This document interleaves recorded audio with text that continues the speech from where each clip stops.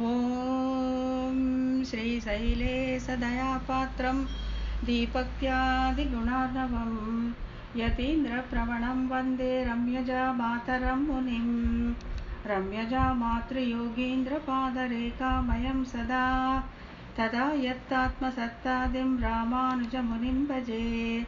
लक्ष्मीनाथसमारम्भां नादयामुनमध्यमाम् अस्मदाचार्यपर्यन्तां वन्दे गुरुपरम्परां। यो नित्यमच्युतपदाम्बुजयुग्मरुक्मा व्यामोहतस्तदितराणि तृणाय मेने अस्मद्गुरोर्भगवतोऽस्य दयैकसिन्धोः रामानुजस्य चरणौ शरणं प्रपद्ये। माता पिता युवतयस्तनयादिविभूतिः सर्वं यदेव नियमेन मतन्वयानाम् आद्यस्नः कुलपतेर्वगुडाभिरामं श्रीमत्ततङ्घ्रियुगलं प्रणमामि मूर्ध्ना। भूतं सहश्च महदाह्रियभट्टनाद श्रीभक्तिसारकुलशेखरयोगिवाहान् भक्ताङ्घ्रिरेणुपरकालयतीन्द्रमिश्रान् श्रीमत्पराङ्कुशमुनिं प्रणतोऽस्मि नित्यम्। श्रीमद्यतीन्द्रवरयोगिपदाब्जभृङ्गं श्रीवानशैलमुनिवर्यदयैकपात्रं विख्यातवेदशिखरोभयतत्त्वबोधं रामानुजं कलिचितं मुनिमाश्रयामः। அழகிய மணவாள நாயனார் அழகிய மணவாள பெருமாள் நாயனார் திருவடிகளே சரணம். இப்போ நம்ம இதுக்கு முந்தின வகுப்பில் ஆச்சாரிய ஹிருதயம் முதல் சூத்திரத்துக்குள்ளே நம்ம கால் எடுத்து வச்சிட்டோம். ஓரளவுக்கு பார்த்தோம். இந்த அறிவிலா மனுஷர்களுக்கு சர்வேஸ்வரன் செய்யக்கூடியது என்ன அப்படின்ட்டு, அறிவிலா மனுஷர்கள் அப்படிங்கிற வார்த்தை எப்படி வந்தது அப்படின்னு பார்த்தோம். அடியன் என்ன நினச்சேன்னா, இன்னி கொஞ்சம் கூட விவரமாக, அதாவது மற்ற ஆச்சாரியர்கள் உடைய சூத்திரங்கள் எப்படி இருக்குது, நாயனாருடைய சூத்திரங்கள் எப்படி இருக்குது, நாயனாருடைய சூத்திரங்களுக்கு மணவாள மாமனிகள் கொடுத்த அந்த விவரணம் எப்படி இருக்குது. அப்புறம் போன கிளாஸில் சவுந்தரவல்லி அம்மா கேட்டாங்க, ஏன் அவங்களும் பிரமாணங்களை சேர்த்தே கொடுக்கல அப்படின்ட்டு.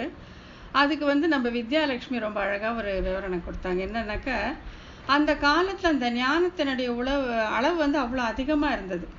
அவர் பாட்டுக்கு சொல்லிட்டே போனால் புரிஞ்சுட்டே போயிடுவாங்க. அந்த தூரம் எல்லாருடைய ஞானமும் அப்படி இருந்ததுனால அது விளக்க வேண்டிய அவசியம் இருக்காமல் இருந்தது.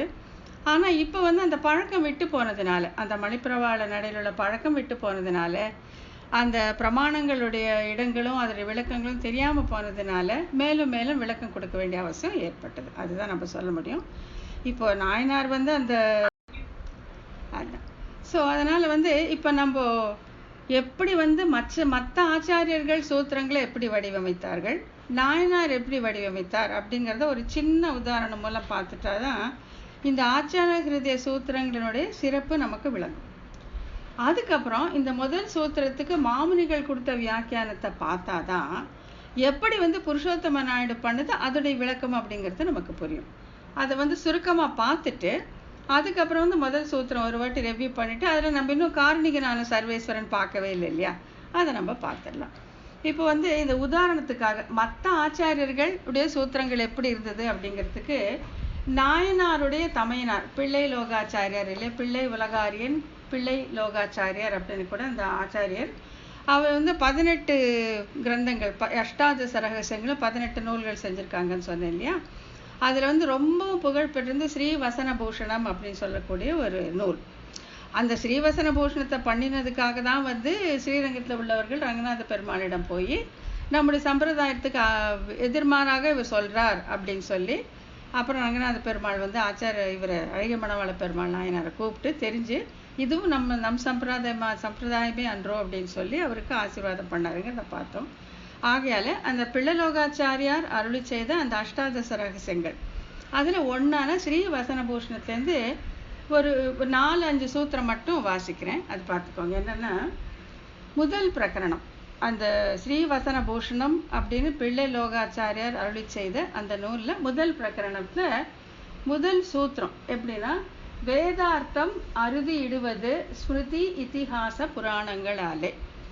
இப்போ இது பார்த்தீங்கன்னா அவருடைய சொந்த வார்த்தைகள், சொந்த வார்த்தைகள். அவர் வந்து சொல்ல வரார் இந்த ஸ்ரீவசன பூஷணத்தில் ஒரு பிரகடனத்துலேயும் என்னென்ன சொல்லணும் சொல்லிட்டே வரும்போது முதல் சூத்திரம் அவர் அமைக்கிறது வந்து வேதார்த்தம் அறுதியிடுவது ஸ்ருதி இதிகாச புராணங்களாலே.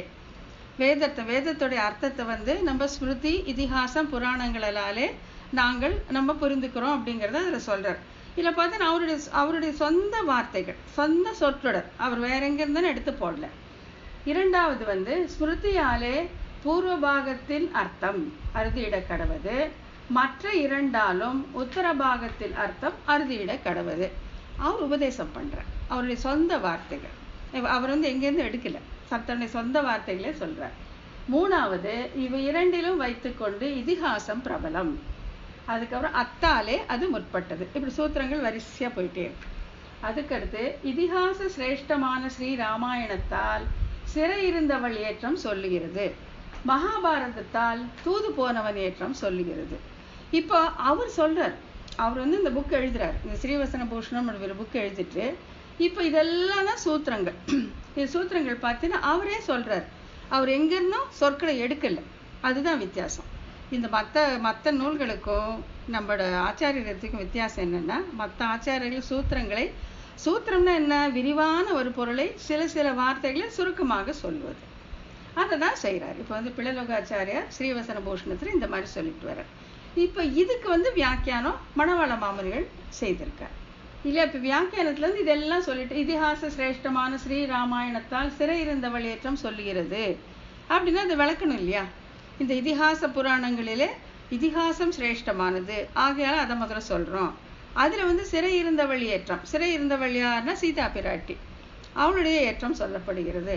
அப்புறம் மகாபாரதத்தில் தூது சென்றவனுடைய ஏற்றம் சொல்லப்படுகிறது, அதாவது கண்ணனுடைய ஏற்றம் சொல்லப்படுகிறதுன்ட்டு இப்படியே போது. இது மிகப்பெரிய நூல் ஸ்ரீவசன பூஷணம். இதில் வந்து எதுக்காக இந்த சூத்திரங்கள் மட்டும் படித்து காமிச்சேன் அப்படின்னா, மற்ற ஆச்சாரியர்கள் எப்படி வந்து சூத்திரங்களை பண்ணியிருப்பாங்க, இது ஒரு உதாரணம். இது கொஞ்சம் மாறுபடலாம் அவங்கள எண்ணத்தை பொறுத்து, ஆனால் ஆச்சாரிய விஷயத்தில் அப்படி இல்லை. இப்போ ஆச்சாரிய விஷயத்தில் அந்த முதல் சூத்திரம் நான் திருப்பியும் படிக்கிறேன், படிச்சுட்டு மாமனிகளுடைய வியாக்கியானத்தையும் படிக்கிறேன். காருணிகனான சர்வேஸ்வரன் அறிவிலா மனிதர் உணர்வென்னும் சுடர் விளக்கேற்றி பிறங்கிருள் நீங்கி மேலிருந்த நந்தா வேத விளக்கை கண்டு நல்லதும் தீயதும் விவேகிக்கைக்கு மறையாய் விரிந்த துளக்கமில் விளக்கில் கொளுத்தின பிரதீபமான கலைகளை நீர்மையினால் அருள் செய்தான்.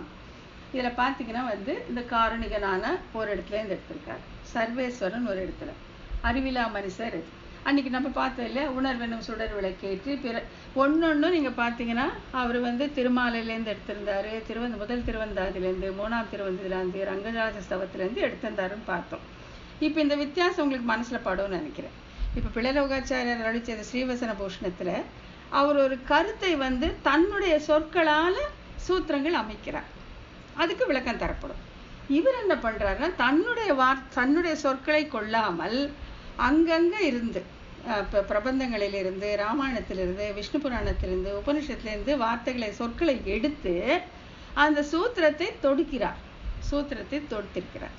ஆகையால் தான் வந்து இப்போ இதை புரிஞ்சுக்கணுன்னாக்கா ஒரு வியாக்கியானம் இருந்தே ஆகணும். அது மாமுனிகள் கொடுத்த வியாக்கியானத்தை இப்போ நான் படிக்கிறேன். இது எப்படி வந்து அந்த காலத்தில் சுலபமாக எல்லாரும் புரிஞ்சுட்டாங்க.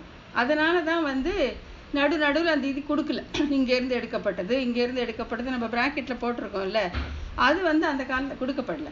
ஏன்னா அவங்களுக்கு எல்லாருக்குமே எல்லாமே தெரிஞ்சிருந்ததுனால மாமுனிகள் சொன்னால் அது அப்படியே அவங்களுக்கு புரிந்து கொள்ளக்கூடிய அளவுக்கு ஞானம் மிகுந்து இருந்தது. இப்போ இந்த வியாக்கியானத்தை ஒரு பேராகிராஃப் மட்டும் படிக்கிறேன். காருணிகனான சர்வேஸ்வரன், அதுக்கு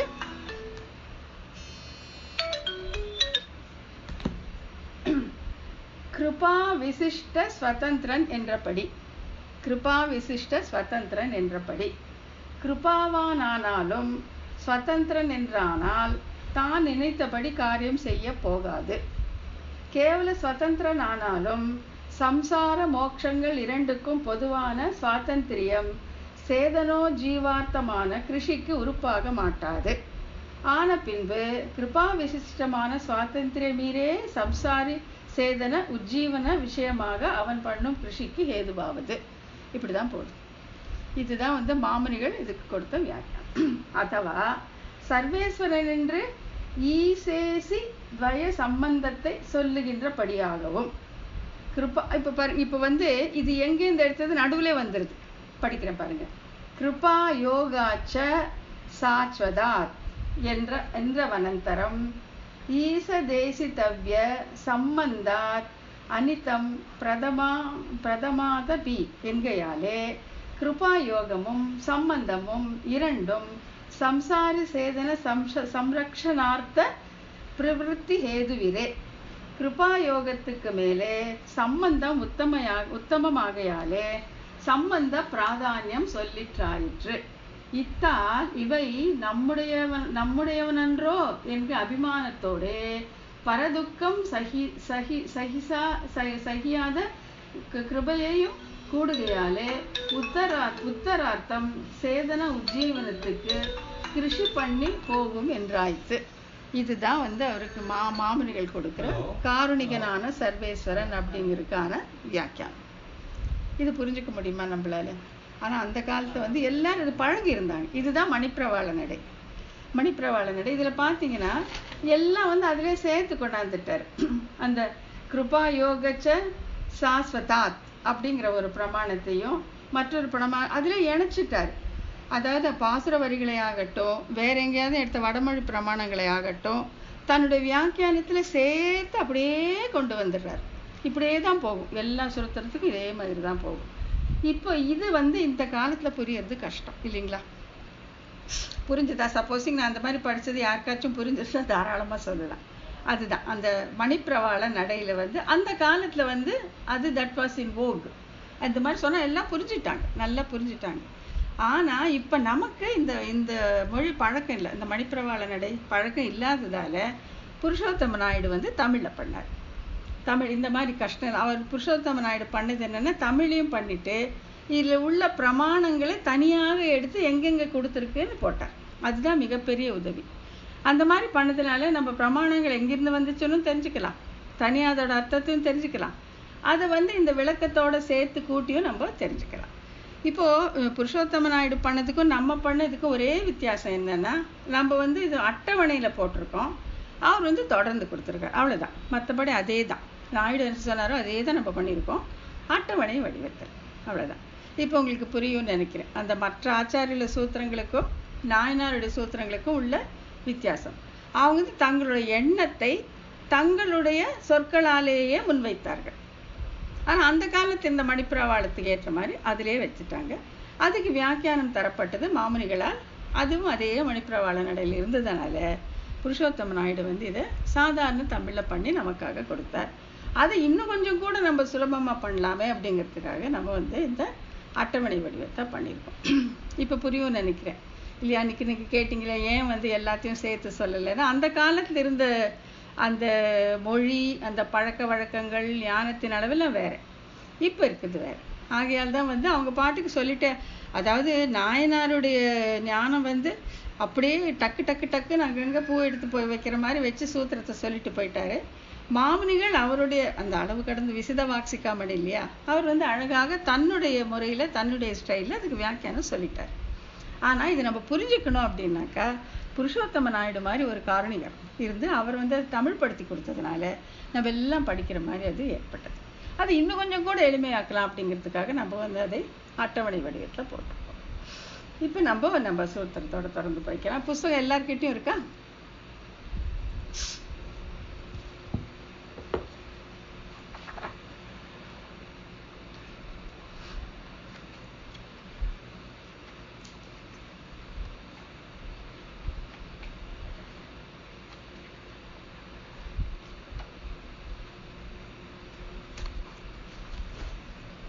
இப்போ இந்த சூத்திரத்தை இன்னொரு வாட்டி படிச்சுக்கலாம்.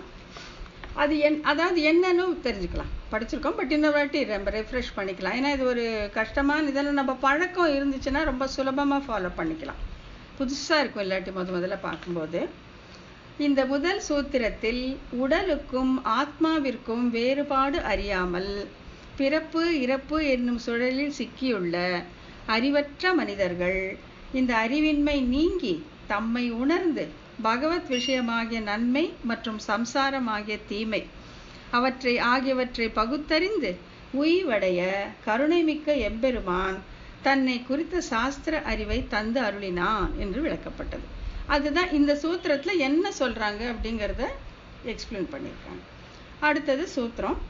காருணிகனான சர்வேஸ்வரன் அறிவிலா மனுஷர் உணர்வென்னும் சுடர் விளக்கு ஏற்றி பிறங்கிருள் நீங்கி மேலிருந்த நந்தா வேத விளக்கை கண்டு நல்லதும் தீயதும் விவேகிக்கைக்கு மறையாய் விரிந்த துளக்கமில் விளக்கில் கொளுத்தின பிரதீபமான கலைகளை நீர்மையினால் அருள் செய்தான். இதுதான் சூத்திரம்.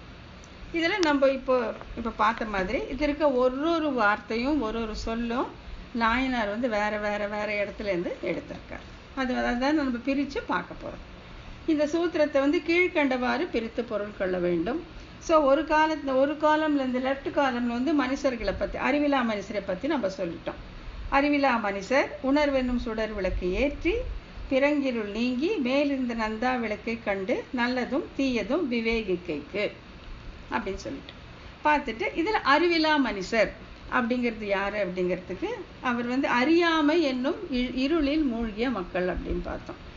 அறியாமைன்னு என்னன்னா இந்த தேகமும் அதாவது இந்த உடலும் ஆத்மாவும் வேறு வேறு அப்படிங்கிற அந்த ஞானம் இல்லாமை தான் இங்கே அறியாமை அப்படின்னு சொல்லப்பட்டது.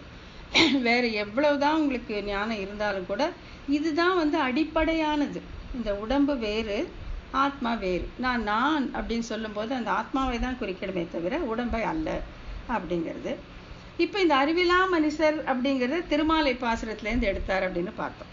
தொண்டரடிப்பொடியாழ்வார் அருளி செய்த திருமாலை 13வது பாசுரத்திலிருந்து இந்த அறிவிலா மனுஷர் அப்படிங்கிறத எடுத்திருக்கார்.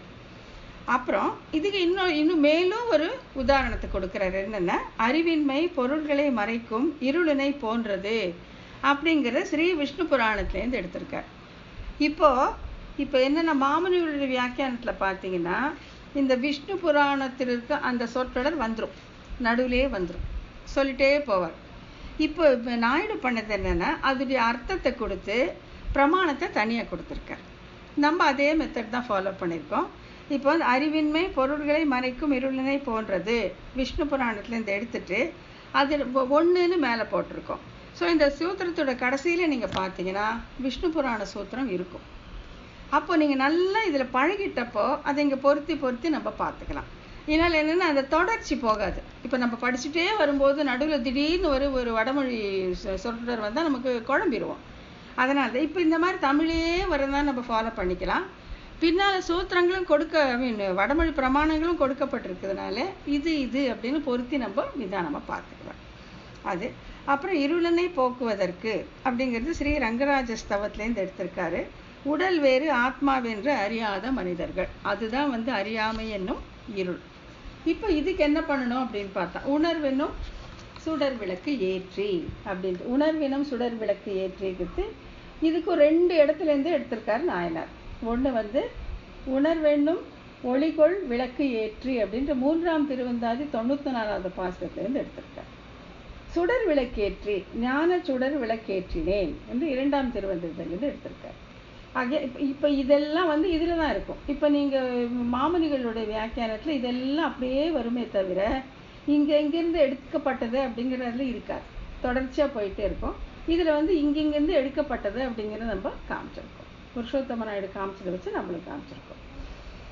அப்புறம் எண்ணெய் திரி இவற்றால் உளதாய அழுக்கு இன்றிக்கே திணுங்கின பேரொளியாய் இருந்து தன்னையும் பிற பொருளையும் காட்டுகிறது பிரகாசத்தை உடைய ஞானம்.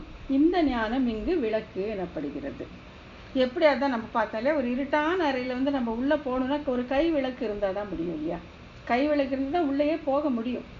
அப்படி இந்த அந்தகாரமான இந்த அறியாமை என்னும் இருள் சூழ்ந்து இருக்கிற நமக்கு அந்த விளக்காக இருக்குது உணர்வு.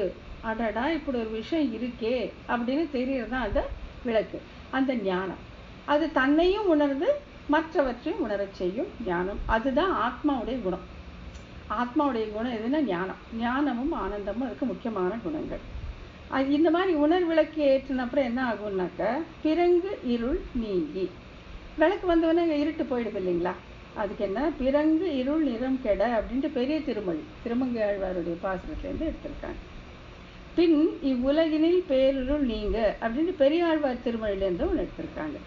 என்கிறபடி மிகுந்த அறிவின்மையாகிய இருள் நீங்கி. ஸோ ஃபஸ்ட்டு உணர்வெனும் விளக்கேற்றி, அப்புறம் சுடர் விளக்கேற்றி, இதெல்லாம் பண்ணி என்னன்னாக்கா அந்த ஞானம் பிரகாசிக்க ஆரம்பிச்சிடுதுன்னு அர்த்தம். அதாவது இத்தனை நாள் தேகமே நான் அப்படின்ட்டு இந்த தேக ஆத்ம விவாகம் தெரியாமல் இருந்த அந்த அஞ்ஞானம் இந்த விளக்கால் போச்சு. இந்த உணர்வு நான் தெரிஞ்சுக்கணும் அப்படிங்கிறதுனால போச்சு. இந்த விளக்கு ஏற்றுதல எந்த லாபம்னா, மேலே இருந்த நந்தா விளக்கை கண்டு. நந்தா விளக்குங்கிறது சாட்சாத் அந்த பரமாத்மா. எப்போ இந்த ஞானம் வருதோ அப்போதான் மேல் இருக்க நந்தா விளக்கை நாம் காண முடியும். அப்போதான் சொல்றாங்க, மேல் இருந்த நந்தா விளக்கை கண்டு. இந்த உணர்வெனும் சுடர் விளக்கேற்றிக்கு பயன் என்னன்னா, அந்த மேல் இருந்த நந்தா விளக்கை தெரிஞ்சுக்கிறது. அதான் இப்போ தேகமே நான் அப்படிங்கிற இருக்க போய் நான் வேற ஆத்மா வேற அப்படின்னு தெரியும் போது அடுத்தபடியாக அடடா இந்த ஆத்மா ஒன்று இருக்கே, இதுக்கு என்ன, இதுக்கு ஞானம் தானே, ஆனந்தம் தானே, இது அவனுக்கு இன்னொருவருக்கு அடிமைப்பட்டதுன்னு தெரிஞ்சுக்கும் போது அந்த மேல் இருக்க நந்தா விளக்கின் மேலே நம்ம கவனம் போகிறது. அது வரைக்கும் நம்ம இந்த அறியாமை எனும் இருட்டிலேயே கிடைக்கிறோம். இதை மேலிருந்த விளக்கை, நந்தா விளக்கை, வேத விளக்கைன்னு மூணா பிரித்து மூணு ஒரு இடத்துல இருந்து எடுத்திருக்காங்க. வேத விழுப்பொருளின் மேல் இருந்த விளக்கு அப்படின்னு பெரியாழ்வார் சொல்லியிருக்காரு. நந்தா விளக்கே அப்படின்னு பெரிய திருமொழியில் திருமங்கை ஆழ்வார் சொல்லியிருக்காரு. வேத விளக்கினே அப்படின்னு திருவாய்மொழியில் நம்மாழ்வார் சொல்லியிருக்காரு. இப்போ நமக்கு இன்னும் கொஞ்சம் கூட புரிஞ்சுக்கிறது ஈஸியாக இருக்கும். அதாவது எப்படி நாயனார் இந்த பாசுர வரிகளை வச்சு தன்னுடைய திருவுள்ளத்தை வெளிப்படுத்துகிறார் அப்படிங்கிறத நம்ம பார்க்கிறோம். என்றெல்லாம் கூறப்படும் வேதங்களால் அறியப்படுபவனும் ஞானமே வடிவானவனும் எல்லா உயிர்களுக்கும் தலைவனானவனும் ஆன இறைவனை ஜீவன் என் தக்க ஞான கண்களால் கண்டு. இதுதான் பர்பஸ். இது தெரியறதுக்காக தான், இது தெரியணுங்கிறதுக்காக தான் இந்த காருணிகனான சர்வேசன் இவ்வளவு வேலை ஜென்மமாக நம்ம பின்னால் தெரிஞ்சு அந்த பக்தி என்னும் பயிரை அவன் கிருஷி பண்ணுகிறான். அது பின்னால் வரும். அதுதான் இந்த வேதங்களால் அறியப்படுபவன், ஞானமே வடிவானவன், எல்லா உயிர்களுக்கும் தலைவன், சர்வசேஷி ஆன இறைவனை ஜீவன் என் தக்க ஞான கண்களால் கண்டு கொண்டேன். அப்போதான் அந்த ஞானம் அவனுக்கு பிறகுது. இது வரைக்கும் அந்த அஞ்ஞானம் என்னும் இருட்டிலேயே கிடந்தான். அதுக்கப்புறம் இந்த உணர்வெனும் சுடர் விளக்கு ஏற்றி மேலிருந்த நந்தா விளக்கை அவன் பார்த்துட்டான் என்கிறபடி ஞான கண்களால் காண்கிறான். இதனால் என்ன லாபம்? அந்த பரமாத்மா பார்த்துட்டா என்ன லாபம்னா, நல்லவை தீயவை இவற்றை பகுத்து அறிகிறான். இப்போ நம்ம சொல்லலாம், ஏன்னா நமக்கு என்ன நல்லது கெட்டது கூடவா தெரியாது, நமக்கு எவ்வளவோ தெரியும் சொல்லலாம். ஆனால் இவங்க சொல்ற நல்லது தீயது வேற. இவங்க என்ன சொல்றாங்க, நல்லதும் தீயதும் விவேகிக்கைக்கு அப்படிங்கிறப்போ நல்லதையும் தீயதையும் அறிகைக்கும் அப்படின்ட்டு ரங்கராஜஸ்தவம் இவையன்றே நல்ல இவையன்றே தீய அப்படின்னு பெரிய திருவந்தாதியில் நம்மாழ்வார் சொல்லியிருக்கார். இப்போ எது நல்லது எது தீயது? இப்போ நமக்கு உணர்வெனும் சுடர் விளக்கு ஏற்றியாச்சு, நமக்கு ஞானம் வந்தாச்சு, மேலிருந்த நந்தா விளக்கை பார்த்தாச்சு. இதனால என்ன லாபம்னா, இது நல்லது இது கெட்டது அப்படின்னு நம்ம பகுத்து தெரிஞ்சுக்கிறோம். இந்த நல்லது கெட்டதுன்னா அப்போ நம்ம பொதுவாக சொல்கிற நல்லது கெட்டது அல்ல. இங்கே நல்லது என்பதால் பகவத் விஷயமும் தீயது என்பதால் சம்சாரமும் குறிப்பிடப்படுகிறது. ஒரே சிம்பிள். வேறு நீங்கள் நல்லது கெட்டது கிளாஸிஃபை எல்லாம் பண்ணவே வேண்டாம். நல்லதுன்னா பகவத் சம்பந்தம், தீயதுன்னா சம்சாரம், முடிஞ்சிடுச்சு வேலை. இது விவேகிக்கைக்கு இந்த பகவத் கிருபை. அந்த மேலிருந்து நந்தா விளக்கை பார்க்கணும். மேலிருந்து நந்தா விளக்கை பார்க்கணுன்னா உணர்வின சுடர் விளக்கு ஏற்றணும். யார் ஏற்றணும்? இந்த அறிவிலா மனுஷர் ஏற்றணும். இங்கே நல்லது என்பதால் பகவத் விஷயமும் தீயது என்பதால் சம்சாரமும் குறிக்கப்படுகிறது. பகவத் விஷயத்தை பற்றிய பின்பு இது நன்மை என்று அதற்கு எதிர்த்தட்டான சம்சாரம் தீயது என்றும் பகுத்தறிவு விவேகம் ஏற்படுகிறது. இதுக்கு நல்ல டேஸ்ட் ஒன்று தெரிஞ்சிடுச்சுன்னு வச்சுக்கோங்களேன், நல்லா இல்லாதது பக்கம் நம்ம போவோமா? போவே மாட்டோம். ஒன்று மிகச்சிறந்ததுடைய சுவை நமக்கு தெரிஞ்சிடுச்சுன்னா சுவையற்றதின் பக்கம் நம்ம திரும்பி பார்க்கவே மாட்டோம் இல்லைங்களா? அதே மாதிரி இந்த பகவத் விஷயம் அப்படிங்கிற மிக உயர்ந்த இதில் தான் நல்லதுங்கிற உணர்வு நமக்கு ஏற்பட்டுட்டா இந்த சம்சாரம் அப்படிங்கிற தீயதிலே நமக்கு சுவையற்று போயிடும், நசையற்று போயிடும். அதில் நமக்கு இன்ட்ரெஸ்டே வராது. இந்த விவேகம் ஏற்பட காரணிகனான சர்வேசன் நீர்மையினால் அருள் செய்கிறான். சரி, இதெல்லாம் எப்படி தான் கிடைக்கும்? நம்மளே உட்காந்து வருஷமாக படித்து தவம் பண்ணி அது பண்ணி இது பண்ண கிடைக்குமானா இதையும் அவனே தான் கொடுக்கும். காரணிகனான சர்வேஸ்வன் இதை தந்து அருள்கிறான். அதுதான் இன்னைக்கு நம்ம பார்க்க போகிறோம். இது கொஞ்சம் காம்ப்ளிகேட்டடாக இருக்கும், மெதுவாக நிதானமாக நம்ம பார்த்துக்கிறோம். இது என்ன சொல்றதுனாக்கா, காரணிகனான சர்வேஸ்வரன் மறையாய் விரிந்து துளக்கமில் விளக்கில் கொளுத்தின பிரதீபமான கலைகளை நீர்மையினால் அருள் செய்தான். இதுதான் பகவான் நமக்கு செய்யக்கூடிய வேலை. காரணிகனான சர்வேஸ்வரன் இந்த இருளிலே மூழ்கி கிடக்கிற ஆத்மாவுக்கு என்ன செய்யறான் அப்படிங்கிறத இங்க சொல்ல வராங்க. இதை பிரிச்சுக்கலாம். ஃபர்ஸ்ட் காரணிகனான சர்வேஸ்வரன். அருளோடைய சுதந்திரன் தனக்கு உரியவன். இப்போ காரணிகனான சர்வேஸ்வரன், இதுல காரணிகன் தனியா எடுத்துக்கோங்க, சர்வேஸ்வரன் தனியா எடுத்துக்கோங்க. காரணிகன்னா கருணை மிக்கவன், கருணையே வடிவானவன், அவன் கருணைக்கு ஈடு இணையும் கிடையாது. ஆனால் சர்வேஸ்வரன் எல்லாரும் மேவிக்கொள்ளுகிற சாமர்த்தியத்தை உடையவன். ஈக்ஷணம் அப்படின்னாக்கா தன்னுடைய சங்கல்ப மாத்திரத்தாலேயே எல்லாத்தையும் செய்யக்கூடியவன். ஆகையால் தான் அவனுக்கு ஈஸ்வரன் அப்படின்னு பேரு. சர்வேஸ்வரன் இவன் எல்லாவற்றையும், இந்த அண்டத்தில் உள்ள எல்லாவற்றையும் சேதன அச்சேதனங்களை நியமித்து தன் விருப்பப்படி செலுத்தக்கூடிய சர்வேஸ்வரன். இவனுக்கு காரணிகனும் இருக்கு, சர்வேஸ்வரனும் இருக்கு. இப்ப என்ன சொல்றாங்கன்னாக்கா, அருளோடு கூடிய சுதந்திரன் தனக்கு உரியன், அவனை நியமிக்க கூடியவர்கள் யாருமே கிடையாது. இப்போ அருள் மட்டும் இருந்தால் நாம் நினைத்த காரியத்தை செய்ய இயலாது. ஒரு கருணையே வடிவு. இப்போ நமக்கு எல்லாருக்குமே அந்த இரக்கம் இருக்குன்னு வச்சுக்கோங்களேன். ஒருத்தர் ரொம்ப நம்ம கண் இடத்துல கஷ்டப்படும் போது நம்மளும் சேர்ந்து கஷ்டப்படுறோம், தவிக்கிறோம், ஐயோ இப்படி படுறாங்களேன்னு படுறோம். ஆனா அது தீர்த்து வைக்கக்கூடிய சாமர்த்தியம் நம்மக்கிட்ட இருக்கா? நம்மக்கிட்ட இல்லாமல் இருக்கலாம், அதுக்கு தடைகள் இருக்கலாம், செய்ய முடியாம இருக்கலாம், எத்தனையோ வரும் இல்லையா? ஸோ கருணை மட்டும் இருந்தால் பிரயோஜனம் இல்லை.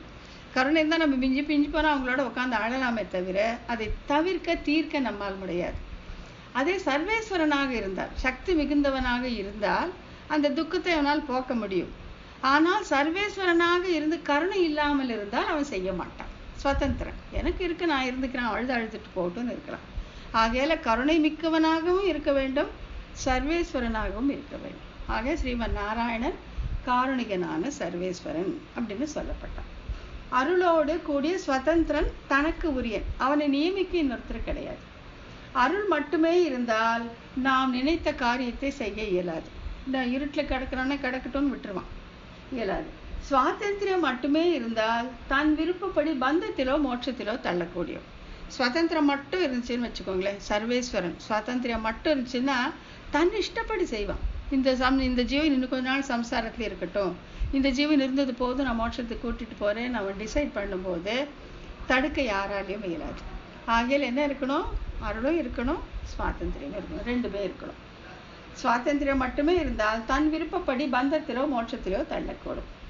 எனவே அருளோடு கூடின சுதந்திரனாக காரணிகனான சர்வேஸ்வரனாக இருத்தல் அவசியம். புரியுதுங்களா? ஸோ அவனுக்கு கருணையும் மிதமிஞ்சி இருக்கணும், சுவாதந்திரியமும் இருக்கணும், சர்வேஸ்வரனாகவும் இருக்கணும். இப்போ கருணை இருக்கணும், அப்பதான் இவன் படுற கஷ்டம் அவனுக்கு புரியும் இல்லையா? சம்சாரத்தில் இந்த பாடு படுறானேன்னு இந்த கஷ்டம் மனசுல கருணை இருக்கணும். அடுத்தது சுதந்திரனாக இருக்கணும், ஏன்னா இவன் செய்வதை இன்னொருத்தர் தடை செய்யக்கூடாத அளவுக்கு அவன் இருக்கணும் இல்லையா? இதோட சர்வேஸ்வரனாக இருக்கணும், நினைத்ததை செய்யக்கூடிய சர்வேஸ்வரனாகவும் இருக்கணும். ஆகையால காரணிகனான சர்வேஸ்வரன். இந்த சர்வேஸ்வரன் அப்படிங்கிறது எப்படி வந்துச்சு இவனுக்கு? சர்வேஸ்வரன் சொல்லி நாயனார் போட்டுட்டாரு. இந்த சர்வேஸ்வரன் அப்படிங்கிற வார்த்தை எதை ஆதாரமாக கொண்டு எங்கிருந்து எடுக்கப்பட்டது அப்படிங்கிறத காட்டி கொடுக்குறாங்க. நித்தியமான அருளோடு கூடி இருப்பதால் அப்படிங்கிறது லக்ஷ்மி தந்திரம் அப்படிங்கிற நூல்ல இருந்து எடுத்திருக்காங்க. நித்தியமான அருள், அவனுக்கு இன்னைக்கு அருள் இருக்கு, நாளைக்கு அருள் இல்லைன்னு சொல்லவே முடியாது. நித்தியமான அருளோடு கூடி இருப்பதால் அவன் காரணிகன். அடுத்தது ஏவுகிறவன், ஏவப்படுகின்றவன், உடையவன், உடைமை பொருள் என்னும் பழமையான சம்பந்தத்தாலும். இதுதான் உறவே நமக்கு இங்கு ஒழிக்க ஒழியாதுன்னு ஆண்டாள் சொல்றாங்க பார்த்தீங்களா? அந்த மாதிரி அந்த ஜீவனுக்கும் பரமனுக்கும் இருக்கிறது என்னன்னா, ஏவுகிறவன், ஏவப்படுகிறவன். ஏவுகிறவன் யாரு? பரமாத்மா. ஏவப்படுகிறவன் ஜீவாத்மா. உடையவன் யாரு? பரமாத்மா. உடைமை பொருள் யாரு? ஜீவாத்மா. ஆகையாலே இன்னும் பழமையான சம்பந்தம், இது இன்னைக்கு நேற்று வந்ததில்லை, அனாதி, எப்ப வந்ததுன்னு சொல்லவே முடியாது. அந்த சம்பந்தத்தால் இது ரெண்டு லக்ஷ்மி தந்திரம் அப்படிங்கிறது எடுத்திருக்காங்க. அதுக்காக இந்த அர்த்தம். நித்தியமான அருளோடு கூடி இருப்பதால் அவன் காரணிகன். சர்வேஸ்வரன் அப்படிங்கிறது இந்த சம்பந்தத்தால வந்தது. தன்னுடைய உடைமை பொருளா இருந்தா தானே அவன் காப்பாற்றுறதுக்கு முற்படுவான். யாரோ வீட்டு சொத்தை அவன் காப்பாற்றுவானா? மாட்டான். தன்னுடைய சொத்து, அந்த பழமையான சம்பந்தம், உடையவன், உடையது, ஏவுகிறவன், ஏவகப்படுகிறவன் அப்படிங்கிற அந்த பழமையான சம்பந்தம். இந்த ரெண்டு அர்த்தத்தையும் ஒரு லக்ஷ்மி தந்திரம் அப்படிங்கிற நூல்லேருந்து எடுத்திருக்காரு. இப்படி கருணை, சுவாதந்திரம், சம்பந்தம் ஆகிய மூன்றும் கொண்டவன் பரமாத்மா. மூணுமே இருக்கணும். அவனுக்கு கருணை இருக்கணும், சுவாதந்திரம் இருக்கணும், அவனுக்கு சம்பந்தமும் இருக்கணும் இல்லையா? என்னுடைய புள்ள என்னுடைய சொந்தக்காரன்னா தான் நான் பார்ப்பேனே தவிர 10 வீடு தள்ளி இருக்கிறவனை பற்றி நான் ஏன் கவலைப்படுவேன் இல்லையா? ஆனால் சர்வேஸ்வரனுக்கு இந்த அண்டத்தில் உள்ள ஒவ்வொரு ஜீவனும் சித்து அச்சித்து எல்லாமே அவனுடைய சொத்து. சம்பந்தம் அவனுக்கு சம்பந்தப்பட்டதாலே அந்த சம்பந்தத்தை முற்கொண்டு அவன் காப்பாற்றுவான். கருணை உள்ளதால காப்பாற்றுவான், சர்வேஸ்வரன் என்பதால காப்பாற்றுவான். ஆகையால காருணிகனான சர்வேஸ்வரன் அப்படிங்கிறதுக்கு இவ்வளோ இடத்துலேருந்து கொடுக்குறாங்க. கருணை, சுவாதந்திரம், சம்பந்தம் ஆகிய மூன்றும் கொண்டவன் பரமாத்மா. இந்த மூணு இருக்கிறதுனால தான் அவன் காருணிகனான சர்வேஸ்வரன். இந்த அறிவில்லா மனுஷரை இவன் காப்பாற்றக்கூடும், தன்னை காட்டி கொடுப்பான். மேலிருந்த நந்தா விளக்காக தன்னை அவன் காட்டி கொடுத்து இந்த சம்சார பந்தத்திலிருந்து அவன் விடுதலை செய்வான் அப்படின்னு சொல்லப்படுது. கருணை, சுவாதந்திரம், சம்பந்தம் ஆகிய மூன்றும் கொண்டவன் பரமாத்மா. இவற்றுள் சர்வேஸ்வரன் என்பதால் சம்பந்தத்திற்கு முதல் இடம். சர்வேஸ்வரனை எல்லாரும் ஏவி பண்ணிக்கொள்கிறவன், உடைமை உடையதுங்கிற சொந்தம், ஏவப்படுகிறவன் ஏவப்படுகிற பொருள்ங்கிற சம்பந்தம் இருக்கிறதுனால இந்த சம்பந்தத்துக்கு தான் முதல் முக்கியத்துவம். சம்பந்தம் இருக்கணும், ஃபஸ்ட்டு அருள் இருக்கணும், அதுக்கப்புறம் சுவாதந்திரமும் இருக்கணும், அதுக்கப்புறம் சர்வேஸ்வரனாகவும் இருக்கணும். இந்த காருணிகனான சர்வேஸ்வரன் அப்படிங்கிறதுக்கு இதெல்லாம் வியாக்கியானமாக தரப்பட்டிருக்கு. அவர் ஒரே வார்த்தையில் நாயனார் சொல்லிட்டாரு, காருணிகனான சர்வேஸ்வரன் அப்படின்ட்டு. இப்போ இத்தனை தூரம் நமக்கு எடுத்து சொன்னது மணவாள மாமனிகள். மாமனிகள் சொன்னது எளிமைப்படுத்தி நமக்கு கொடுத்தது புருஷோத்தம நாயுடு. ஆகவே இது காருணிகனான சர்வேஸ்வரன் அப்படிங்கிறதுக்கு இவ்வளோ தூரம் சொல்லிட்டாங்க. இதுக்கு மேலே கொஞ்சம் காம்ப்ளிகேட்டட், நம்ம ரொம்ப நிதானமாக பார்த்துக்கலாம். இப்போ மறையாய் விரிந்த துளக்கமில் விளக்கில் அப்படின்னு சொல்கிறாங்க. மறையாய் விரிந்த துளக்கமில் விளக்கில் இங்கே ரொம்ப நுணுக்கமாக என்னெல்லாம் சொல்கிறாங்க அப்படின்னு பார்த்தாக்கா, முதல்ல இந்த மறை வேதத்தை பற்றி சொல்கிறாங்க, பெருமாளை பற்றியும் சொல்கிறாங்க. ரெண்டுமே இந்த இடத்துல சொல்கிறாங்க. எப்படின்னு ஒன்றொன்னா நிதானமாக நம்ம பார்த்துக்கலாம். மறையாய் விரிந்த துளக்கமில் விளக்கில், இதில் மறையாய் விரிந்தன்னு என்னன்னு சொல்லணும், துளக்கமில் விளக்குன்னா என்னன்னு சொல்லணும், யார் யார் சொன்னாங்க, என்னென்னாச்சு, எப்படி நீங்கள் பொருத்தம் அப்படிங்கிறத நம்ம பார்க்கலாம். ஃபஸ்ட்டு மறையாய் விரிந்த விளக்கு. மறையாய் விரிந்த விளக்கை அப்படின்ட்டு பெரிய திருமொழியிலேருந்து எடுத்திருக்காங்க. இந்த பாசுரம் நான் உங்களுக்கு படித்து காட்டுறேன், ரொம்ப அழகாக இருக்கும். இப்போ மறையாய் விரிந்த விளக்கை அப்படின்னு யாரை குறிப்பிடுறாங்கன்னா பரமாத்மாவை. ஏன் அப்படின்னாக்கா, அவனை வேதத்தின் வாயிலாக மட்டுமே நாம் அறிகிறோம். அவனை பிரத்யக்ஷமாகவோ அனுமானத்தின் வாயிலாக நாம் அவனை காண்பதில்லை. வேதத்தில் மட்டுமே சாஸ்திர யோனித்வாத் அப்படின்னு நம்ம பார்த்தோம் இல்லையா ஸ்ரீபாஷ்யத்தில், அந்த வேதத்தை கொண்டே தான் அவனை நாம் அவனை அறிந்து கொள்ள வேண்டும். ஆகையால் அவனை மறையால் விரிந்த விளக்கு அப்படின்ட்டு பெரிய திருமொழியில் சொல்கிறாங்க. ரொம்ப அழகான பாசுரம். மிக்கானை மறையாய் விரிந்த விளக்கை என்னுள் புக்கானை புகழ்சேர் பொலிகின்ற பொன் மலையை தக்கானை கடிகை தடங்குள் நின்ற விசை இருந்த அக்காரக்கனியை அடைந்து உய்ந்து போனேனே அப்படிங்கிறது தான் பாசுரம். இது சோளிங்கர் திவ்ய தேசம் இருக்கு இல்லைங்களா, அங்கே இருக்கிற அந்த அக்காரக்கனி அப்படிங்கிற அந்த அக்காரக்கனின்னா வெள்ளத்தையே புதைச்சி வச்சு அதுவே வளர்ந்து ஒரு மரமானா அதில் இருக்க கனி எப்படி இருக்குமோ அப்படி இனிமையானவனா அந்த அக்காரக்கனி அப்படிங்கிறவன் அவனு தான் மிக்கானை மறையாய் விரிந்த விளக்கை அப்படின்னு சொல்கிறாரு. ஸோ இந்த மறையாய் விரிந்த விளக்கை அப்படிங்கிறது நாயனார் எங்கேருந்து எடுத்திருக்கிறாருனாக்கா இந்த பெரிய திருமொழி பாசுரத்துலேருந்து எடுத்திருக்காரு. அக்காரக்கனி, அதாவது சோளிங்கர் திவ்ய தேசத்தில் இருக்கிற அந்த பெருமாளுக்கு அக்காரக்கனின் பேர். அவரை மறையாய் விரிந்த விளக்கு அப்படின்னு சொல்லி பகவான் இங்கே குறிப்பிடுறார். அடுத்தது துளக்கமில் விளக்கு. துளக்கமில் விளக்காய் அப்படிங்கிறது திருச்சந்த விருத்தம். திருச்சந்த விருத்தத்தில் என்ன சொல்கிறாங்கன்னா, துளக்கமில் விளக்குக்கு என்ன விவரம் சொல்கிறாங்கன்னா, பிரணவம் இருக்குங்களா ஓம், அந்த ஓமுக்கே ஆதாரமாக இருக்கக்கூடியது அ அப்படிங்கிற எழுத்து. அந்த ஆவே தன்னுடைய பெயராக கொண்ட அந்த பரமாத்மா தான் இங்கே துளக்கமில் விளக்கு அப்படின்னு சொல்லப்படுறான். அப்போ இந்த அ அப்படிங்கிற எழுத்து எப்படி பரமாத்மாவை குறிக்கும் அப்படின்னா, அவனுக்கு ஆயிரக்கணக்கான திருநாமங்கள் இருந்த பொழுதிலும் அ என்கிற இந்த ஒரு எழுத்து மட்டுமே அவனையே குறிக்கும். எம்பெருமான் ஸ்ரீமன் நாராயணனை குறிக்கும். பகவத்கீதையில் சொல்கிறாங்க இல்லை, அக்ஷராணாம் அகாரோ அஸ்மி, அக்ஷரங்கள் எழுத்துக்குள் நான் அ அப்படிங்கிறான். ஏன்னா அதுதான் தொடக்கம். ஆ இல்லாமல் எந்த மொழியுமே கிடையாது. அதுதான் முதல் எழுத்து. ஆகையால அதுதான் வந்து பரமாத்மா. ஆ என்கிற எழுத்து எம்பெருமான் ஸ்ரீமன் நாராயணனை குறிக்கும். அதுதான். அப்புறம் அதே மாதிரி இப்போ இது வந்து எம்பெருமானுக்கு ஆயிடுச்சு ஆச்சுங்களா. இப்போ மறையாய் விரிந்த விளக்கை அப்படிங்கிறது வேதத்தாலே அறியப்படும் எம்பெருமான் சொல்லிட்டோம். அப்புறம் இது துளக்கமில் விளக்கு அப்படிங்கிறது எல்லாவற்றிற்கும் அந்த பிரணவத்துக்கே ஆதாரமாக இருக்கக்கூடிய அந்த அ என்கிற எழுத்தால் அறியப்படும் பரமாத்மா அப்படின்னு பரமாத்மாவை சொல்லிட்டாங்க. இப்போ நெக்ஸ்ட் வேதத்தை பற்றி சொல்லணும் இல்லையா. மறையாவிருந்த துளக்கமில் விளக்கில் அகாரம் என்னும் எழுத்தானது எல்லா வேதங்களாகவும் விரிந்தது என்பது பிரமாணம். ஆதான் முதல் எழுத்து. இப்போ வேதம் ஓதும் போது பிரணவத்தை ஓம்னு உச்சரிச்சுட்டு தான் வேதம் ஓத தொடங்குவாங்க. அதே மாதிரி வேதத்தை முடிக்கும் பொழுதும் ஓம்னு சொல்லி தான் முடிப்பாங்க. ஆகையில முதலும் முடிவுமானது பிரணவம் தான். அந்த பிரணவத்திற்கு ஆதாரமாக இருக்கக்கூடியது அகாரம். அந்த அகாரத்திலிருந்து தான் எல்லா வார்த்தைகளும் வருவதாலே இப்போ வேதம் வந்து சப்த ராசி ஒலி கூட்டம்னு சொல்றோம் இல்லையா. ஆகையில எல்லா எழுத்துக்களும் எல்லா சொற்களும் ஆதாரமாக ஆவை கொண்டு வந்ததாலே அங்கே வேதத்துக்கு முதலாக இருப்பது அ அப்படின்னு சொல்லப்பட்டது. இப்போ பெருமாள் எப்படி அ அப்படின்னாங்கிறதுக்கு இந்த துளக்கமில் விளக்கு அப்படிங்கிறதுக்கு வந்து நீங்கள் வேதத்தையும் சொல்கிறாங்க, பெருமாளையும் சொல்கிறாங்க, ரெண்டையும் ஒப்பிட்டு காட்டுறாங்க. இன்னொரு வாட்டி நம்ம பார்த்துக்கலாம்.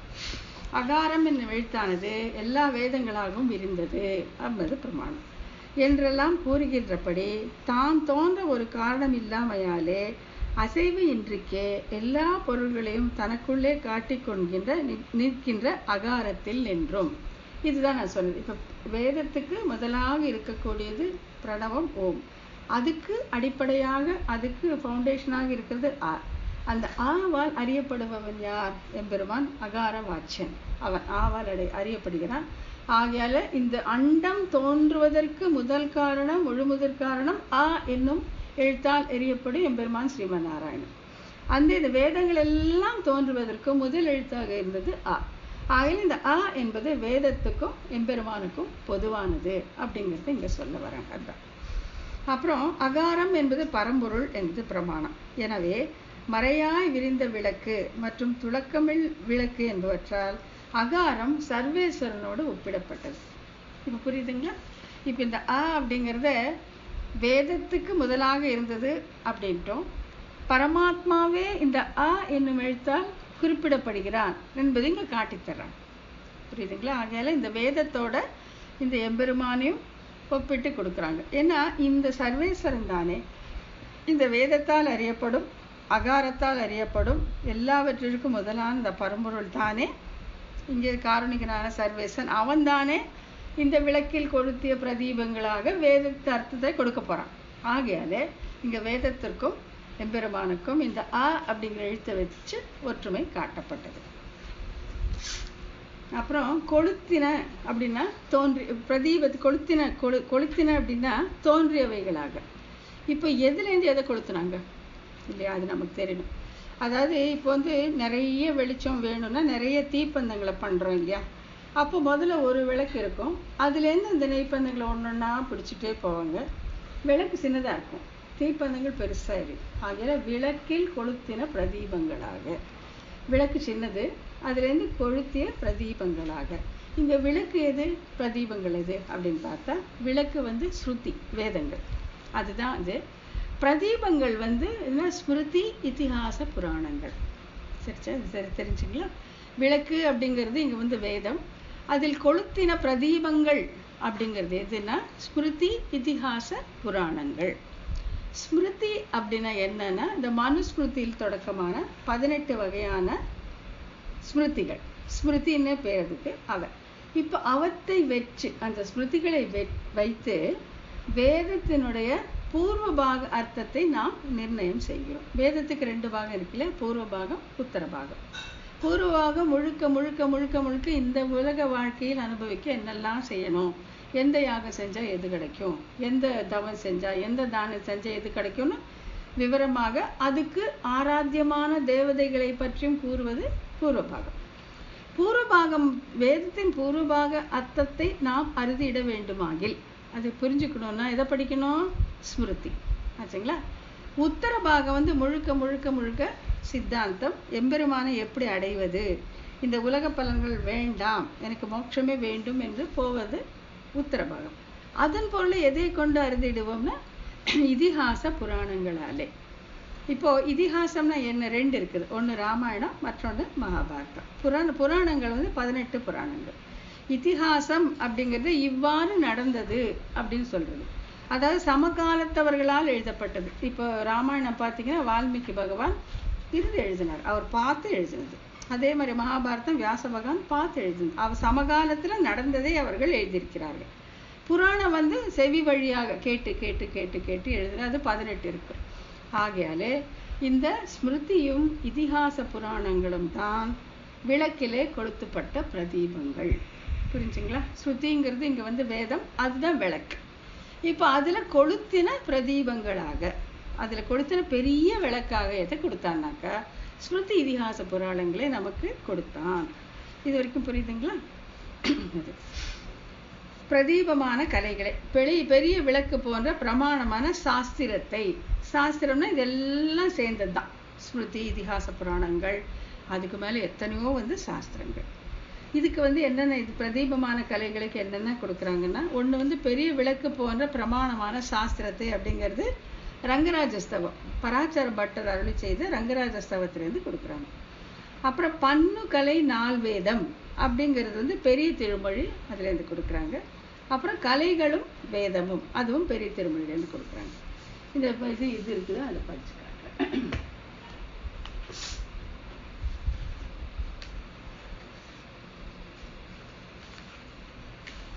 இந்த பெரிய திருமொழி 2:8-5 கலைகளும் வேதமும் நீதி நூலும் கற்பமும் சொற்பொருள் தானும் மற்ற நிலைகளும் வானவர்க்கும் பிறர்க்கும் நீர்மையினால் அருள் செய்து அப்படின்னு அங்க வருது. பெரிய திருமொழியில அந்த வார்த்தை வருது, அதை எடுத்து இவர் போட்டிருக்காரு.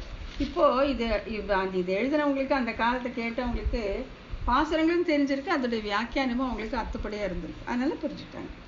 பன்னுக்கலை 4 வேதம் பெரிய திருமொழியிலிருந்தும் கலைகளும் வேதமும் என்று எடுத்துட்டு போன்றவர்களா சொல்லப்படும் ஸ்ருதியும் அவற்றின் பொருளை விளக்குகின்ற இதிகாச புராணங்களுமான சாஸ்திரங்கள் இவை விளக்கில் கொளுத்தின பெருவிளக்கு எனப்படுகிறது.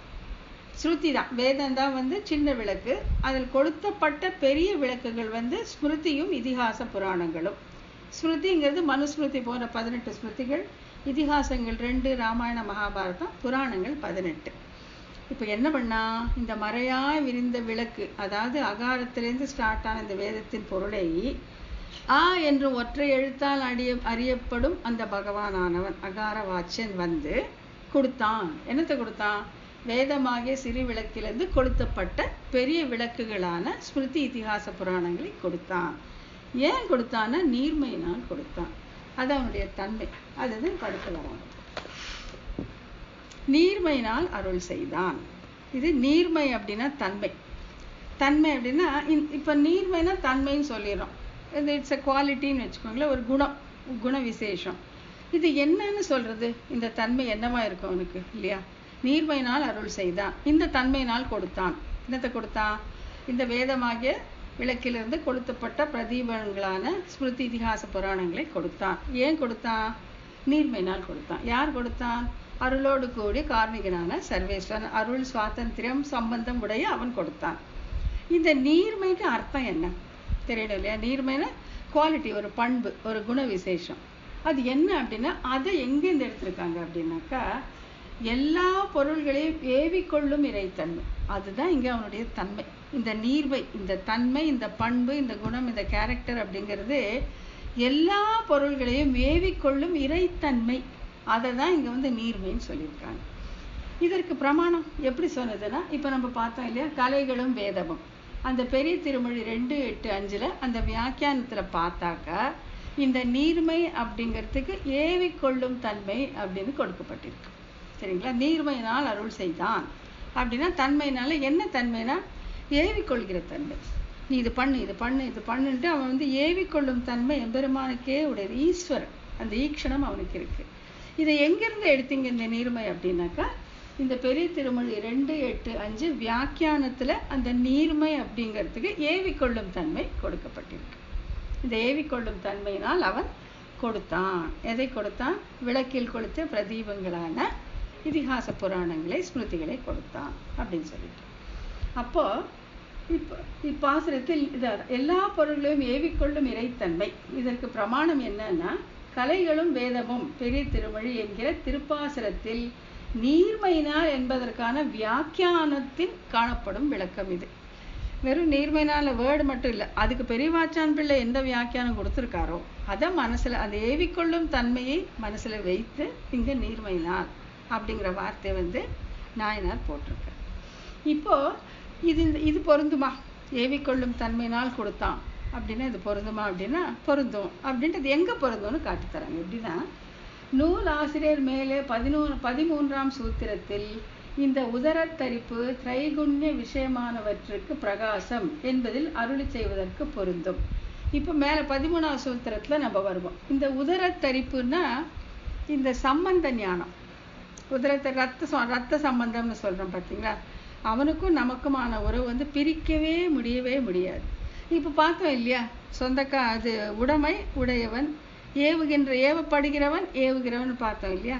ஆகையால இந்த நீர்மை அப்படிங்கிறதுக்கு இந்த ஏவிக்கொள்ளும் தன்மை அப்படின்னு வச்சா இன்னும் மேற்கொண்டு வரப்போற அதை 13ஆம் சூத்திரத்தின் பொருளுக்கு பொருத்தமாக இருக்கும் அப்படிங்கிறத இங்க காட்டி கொடுக்குறாங்க. இன்னொரு வாட்டி படிக்கிறேன். நீர்மையினால் அருள் செய்தான். நீர்மை அப்படின்னா தன்மை. இந்த தன்மை என்ன, குணம் என்ன அப்படின்னா எல்லா பொருள்களையும் ஏவிக்கொள்ளும் இறைத்தன்மை. அவன் ஏவுகிறவன், நாம் ஏவப்படும் பொருள். இதற்கு பிரமாணம் என்ன அப்படின்னா கலைகளும் வேதமும் பெரிய திருமொழி 2:8-5 என்கிற திருப்பாசுரத்தில் நீர்மையினால் என்பதற்கான வியாக்கியானத்தின் விளக்கம் இது. அதை வச்சுதான் நம்ம இதை தெரிஞ்சுக்கணும். சரி, நூலின் ஆசிரியர் யாருன்னா அழகிய மணவாள பெருமாள் நாயனார் மேலே 13ஆம் சூத்திரத்தில் இந்த உதரத்தரிப்பு திரைகுண்ய விஷயமானவற்றுக்கு பிரகாசம் என்பதில் அருளி செய்வதற்கு பொருத்தமாக இருக்கும். இந்த நீர்மை அப்படிங்கிறதுக்கு ஏவிக்கொள்பவன் அப்படின்னு அர்த்தம் நம்ம வச்சுக்கிட்டா இது மேற்கொண்டு வரப்போகிற 13ஆம் சூத்திரத்துடைய விளக்கத்திற்கு இது பொருத்தமாக அமையும் அப்படின்னு சொல்றார். நம்ம அங்க போகும்போது திருப்பி நம்ம ரெக்கரெக்ட் பண்ணிக்கலாம். அப்புறம் அருள் செய்தான தந்து உதவி புரிந்தான். அருளாளனான தன்னுடைய அருள் என்னும் தன்மையை காரணிகனான என்பதற்கு அருளாளனான இறைவன் கொடுக்கிறான் என்பதற்கு பொருந்தும். இப்போ நீர்மையினால் தந்தான் அப்படின்னா இந்த ஏவி கொள்ளுகிறான் என்பதற்கு பொருந்தும் அந்த அர்த்தம். சப்போஸிங் ஏன் கொடுத்தான், இந்த காரணிகனான சர்வேசன் இந்த பிரதீபமான கலைகளை ஏன் கொடுத்தானா நீர்மையினால் கொடுத்தான், இந்த ஏவி கொள்ளுகிற தன்மையினால் கொடுத்தான் அப்படின்னு சொன்னாக்கா இனிமே வரப்போற 13ஆம் சூத்திரத்துள்ள அர்த்தத்துக்கு பொருந்தும். அதே இல்லாம அருள் செய்தான், அருளினால் கொடுத்தான் அப்படின்னு சொன்னா எதுக்கு பொருந்தும் அப்படின்னாக்கா ஸ்ரீ ரங்கராஜ ஸ்தவத்துல அருளாளனான இறைவன் கொடுக்கிறான் என்பதற்கு பொருந்தும். ஸோ இப்போ நீர்மையினால் இப்போ நம்ம முன்னால பார்த்தோம் இல்லையா, அந்த சம்பந்தம் ஏவுகிறவன் ஏவப்படுகிறவன் உடைமை உடையவன்கிறது சொன்னோம் இல்லையா, அதை வச்சு கொடுக்கும் அந்த தன்மையினால கொடுக்கிறான் அப்படின்னு பொருள் கொண்டா வரப்போற 13ஆம் சூத்திரத்துக்கு பொருந்தும். அது இல்லாம அருளினால் கொடுத்தான். நம்ம பார்த்தோம் இல்லையா, முதல்ல அருள் வேணும், சுவாதந்திரம் வேணும், சம்பந்த ஞானம் வேணும், சர்வேஸ்வரனாக இருக்கணும், எல்லாமே இருக்கணும்னு பார்த்தோம் இல்லையா. அது எப்படி சொன்னா எதுக்கு பொருந்தும் அப்படிங்கிறத சொல்லிட்டு வர. இப்போ அருள் செய்தான், தந்த உறவை பொருந்தான், கருணையினால தந்தான். இது ஏவப்படுகிற பொருளும் தரல, தன்னுடைய அருளினால் தந்தான் அப்படின்னாக்கா அப்ப காரணிகனான என்பதற்கு அருளாளனான இறைவன் கொடுக்கிறான் என்கிற ஸ்ரீ ரங்கராஜ ஸ்தவத்து அது பொருந்தும். ஸோ நீர்மையினால் அருள் செய்தான், நீர்மையினால் அப்படின்னு சொல்லி அதுக்கு பெரிய திருமொழி வியாக்கியானத்திலேருந்து ஏவுகிறவன் ஏவப்படுகிறன் அர்த்தம் எடுத்தா மேற்கொண்டு வரப்போன்ற 13ஆம் சூத்திரத்துக்கு பொருந்தும். அருள் செய்தான் அப்படின்னு சொன்னாக்கா ரங்கராஜ ஸ்தவத்தில் இருக்கிறதுக்கு பொருந்தும் அப்படின்னு சொல்றாங்க.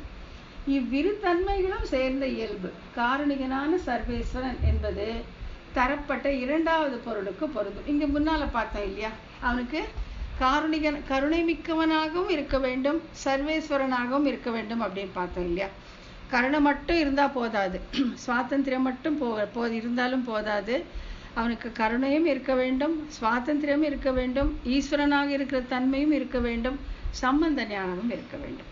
இந்த 4ம் இருந்தால்தான் அவன் இவனுக்கு எல்லாவற்றையும் தர முடியும். எதை வேதத்திலிருந்து வேதம் என்ற விளக்கில் கொளுத்தப்பட்ட பிரதீபங்களான சாஸ்திரங்களை கொடுத்து இவனுடைய அறிவின்மையாக அந்த இருளை நீக்கி தன்னை நந்தா விளக்காகிய தன்னை காமித்து நல்லதையும் தீயதையும் விவேகிக்க செய்தான். இதுதான் திரண்ட பொருள்.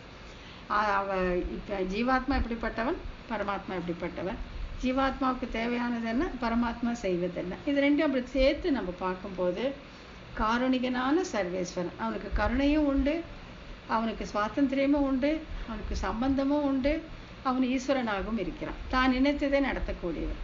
இந்த நாளும் இருக்கிறவன் இந்த ஈஸ்வரனாக இருக்கிற தன்மையினால் நீர்மையினால் கொடுக்கலாம், கருணை இருப்பதால் கொடுக்கலாம், சம்பந்தம் இருப்பதால் கொடுக்கலாம், எல்லாம் சேர்ந்ததாலும் கொடுக்கலாம். அப்படி அவன் கொடுக்கறது என்னன்னு பார்த்தீங்கன்னாக்கா, இந்த வேதத்தின் பொருளை நாம் புரிந்து கொள்வதற்காக அந்த வேதம் என்னும் விளக்கில் ஏற்றப்பட்ட பிரதீபங்களான கலைகளை, அதாவது ஸ்மிருதி இதிகாச புராணங்களை நீர்மையினால் அருள் செய்தான். இது இவன் கொடுத்த உடனே என்ன, இவனுக்கு அந்த அறியாமை என்னும் இருள் நீங்கி உணர்வெனும் சுடர் விளக்கு ஏற்றி மேலிருந்த நந்தா விளக்கை கண்டு நல்லதும் தீயதும் விவேகித்து கொண்டான். இதுதான் அந்த சூத்திரத்துடைய தேர்ந்த பொருளாக வருது. இப்போ கீழே இருக்க இந்த பிரமாணங்களை நம்ம பார்த்துக்கலாம். வடமொழி பிரமாணம் அந்தம் தம இவ அஜ்ஞானம் அப்படின்னு சொல்லுது. அந்த இருது ஃபர்ஸ்ட் பார்த்தோம் இல்லையா, அறிவிலா மனுஷர், அதுக்கு வரும். இது நீங்கள் புக்கை வச்சு நிதானமா கூட பார்த்துக்கலாம். அப்புறம் ஹர்தும் தம, அதுவும் ரங்கராஜஸ்தவத்திலேருந்து.